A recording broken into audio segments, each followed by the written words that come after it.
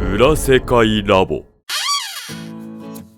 俺の名前は牧村豊。現在とある人材派遣業の事務の面接を受けている。情報処理関係の大学を出たんですね。それから空白期間があるようですが、この期間は何を？祖父が体調悪くて介護してました。嘘である。実際はニートをしていて、いい加減親に家から叩き出すと脅されたのだ。くそ、あと 2,3 年はいけると思ってたのに、我慢が足んねえんだよ、うちの親。寮付きの職場を希望で即日就労可能と。いいですね。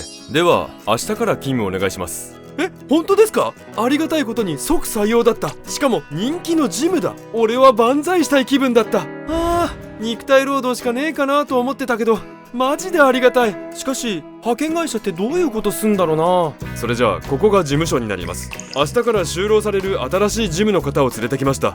よろしくお願いします。なんかこの事務所変な雰囲気だな。おお、決まったか。人手不足で困ってたんだ。頼むよ。寮はこの隣の部屋だから好きに使ってくださいね。はい。隣？マジで隣だ。これ寮っていうのか？倉庫みたいな。いろいろ疑問はあったものの、他に仕事もなく俺はその職場で働き始めた。基本は電話番やデータ入力、応接なんかの本当にただの一般事務だった。しかし働き出してすぐに気づいた。おお、交際費どうなってる？足りてないっすね。どうします？販路広げますか？ここヤクザの事務所だ。おかしいと思ったんだよ。この謎の入出金項目と謎の顧客リスト。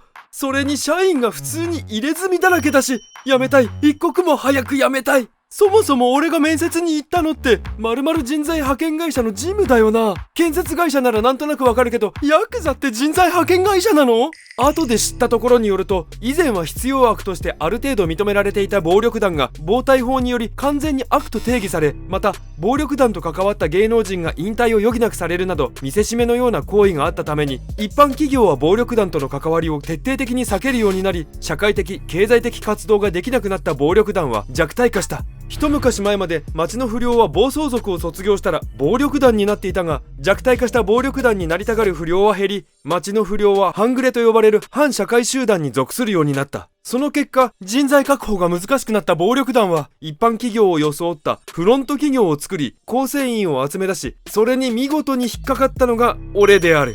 やべえぞこれ、やめないと。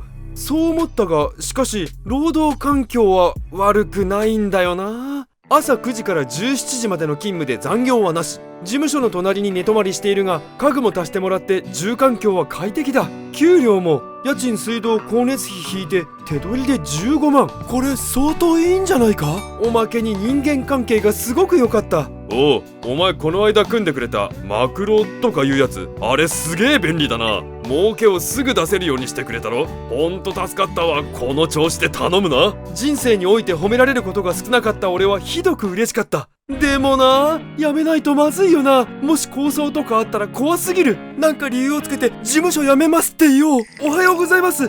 おお、ちょうどよかった。ちょっと話があってな。はい。お前すげえ頑張ってるらしいじゃねえか。うちがヤクザだってのは分かってんだろ。杯やるから組員になれやな。はい。辞めると言い出そうとしていたのに、笑顔の組長の勢いに流され、俺はついうっかり本物のヤクザになってしまった。翌日から本物のヤクザとしての仕事、つまりしのぎが始まった。昔はみかじめ料や地上げ、債権回収などのグレーゾーンの仕事で金を稼いでいたようだが、現在は暴対法のせいでそれができない。そのため現在のヤクザの仕事は完全に違法なものに切り替わっている。ヤクザのしのぎのメインは特殊詐欺と違法取引、違法薬物だ。特殊詐欺は俺も予備知識があったが、違法薬物の方は驚いた。てっきり一部の人間が何万も出して買っているものだと思っていたが、1回分で980円？安っだろう。それも原価100円くらいだからな。儲けはでかい。高額だと怪しい薬だと思われ忌避される。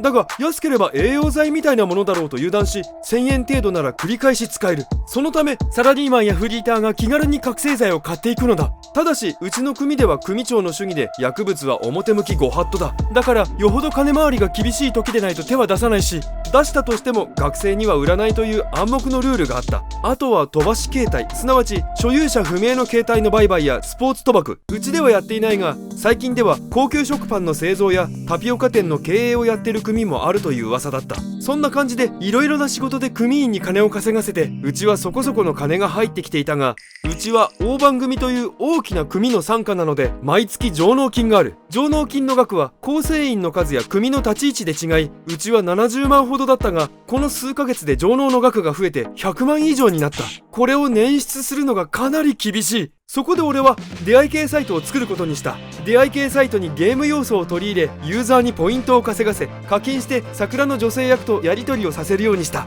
するとこれが大当たりし、うちの組の売り上げは一気に伸びた。他の組でも出会い系サイトやってるところはあるが、うちほど稼いでるところは少ねえぞ。お前やるな。どうも。組長には褒められたが、しかしヤクザはヤクザ。どうやって辞めるかばかり考えていたある日、以前組員だった人にばったり出会った。お久しぶりです。中村さん、感じ変わりましたね。ああ、まあな。俺は中村さんに俺も辞めたいと思っていることをこっそり相談した。しかし、組を抜ける？やめとけ。ろくなことになんねえぞ。中村さんに聞いた話は悲惨そのものだった。元組員であるがゆえに家も借りられず、通帳も作れず、まっとうな仕事には就けないゆえに、中村さんの子供も保育園の入園を断られたらしい。今俺はガキどもに薬売って生計立ててんだ。親父にはとても言えねえよ。中村さんの言葉で辞めてもどうにもならないという現実が俺にのしかかった。でも一生ヤクザでいる覚悟もないし、うっかりヤクザになるんじゃなかった。そしてとうとう恐れていたことが起こった。抗争だ。大番組とたい焼き組が対立し、うちの組から鉄砲玉を出さなければいけなくなったのだが、うちの組には鉄砲玉をやれるような若手はおらず、中堅どころもいろいろ事情があって長く服役することは難しかった。唯一の若手だった俺は若頭と組んで組で一番しのぎを上げていたので、鉄砲玉をさせられないと判断したのか、なんと組長が自分で鉄砲玉になってしまった。嘘ですよね。組長が俺らに泥かぶせねえためにやったんだ。親父。たい焼き組との抗争は終わったが、大番組内部でもコシアン派と小倉アン派で派閥抗争がある。親父が帰ってくるまでみんなで組を守り抜くぞ。はい、今日からお前も幹部だ。抗争中だがしっかり頼むぞ。後で道具渡しとくからな。見守れよ。俺の人生どうなるんだろう。